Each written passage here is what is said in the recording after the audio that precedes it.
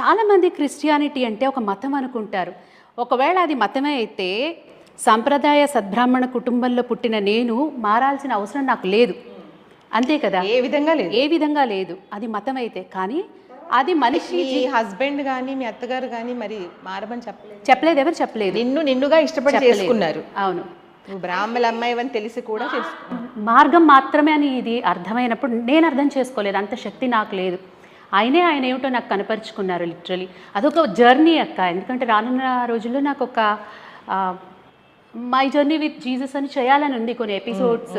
ఇది మీరు అంటారు కదా, తెలియాలమ్మా, ప్రజలకి తెలియచేయాలి నువ్వు తెలుసుకున్న విషయాలని అని.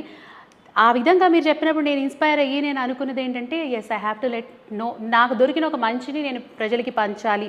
అది మీ నుంచే నేను. చాలామంది క్రిస్టియానిటీ అంటే ఒక మతం అనుకుంటారు. ఒకవేళ అది మతమే అయితే సాంప్రదాయ సద్బ్రాహ్మణ